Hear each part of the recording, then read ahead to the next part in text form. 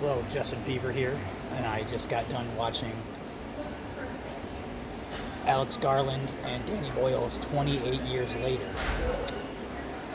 Let me just say, acting is fine enough. Aaron Taylor Johnson is charismatic, very likable.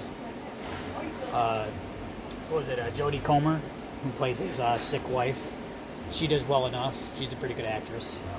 And Ralph Fiennes, who plays this very eccentric and you know survivalist doctor that the boy, his name is Spike. I don't know the actor's name.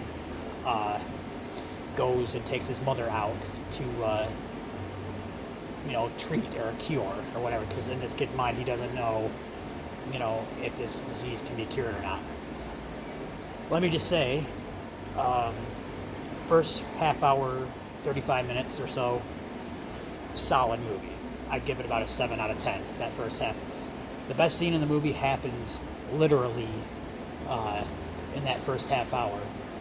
There's a scene where there's this land bridge that separates the mainland, where all the infected are in England, better part of England, and this tiny little segregated island out in like the rivers and ocean, whatever.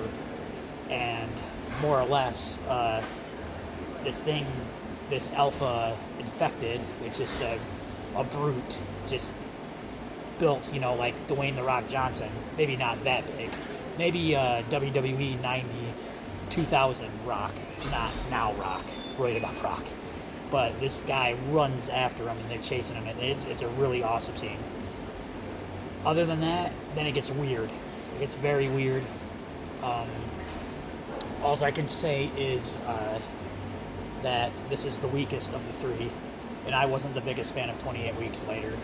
I think Danny Boyle and Alex Garland decided to, throw stuff at the wall to see if it stuck. There were some interesting ideas, I will say, but overall, not a very good movie. It was poorly executed, and it was all over the place. Wasn't a big fan of the editing, and the ending was just weird, very unlikable. Um, yeah, I'm very disappointed in Alex Garland. This is a guy who, made the first 28 Days Later, which I love. He made one of my favorite movies I've watched in the last 10, 15 years, and that was Ex Machina. And I know Danny Boyle is a fantastic filmmaker, very talented. These guys tried something, and I really think they should have went the more conservative route, built on story, and maybe if they're going to go Last of Us mode, which was basically what it was Last of Us, and then mixed with, it was basically Last of Us, so that was an action. It was an action, alright. The first half, or the first one-third of the movie is The Last of Us, dad and son. The second half was The Last of Us drama version,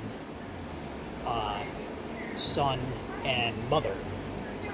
And then the very end was medieval Power Rangers.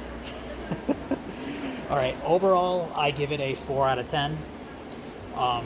I liked some of the ideas, and I think they're building a world for the sequels. I think there's 2 sequels coming out.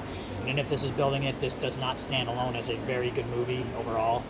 I hope Aaron Taylor Johnson has a future in this. As much as I liked Spike's actor and character, I don't really like the character, but I do like Aaron Taylor Johnson's character.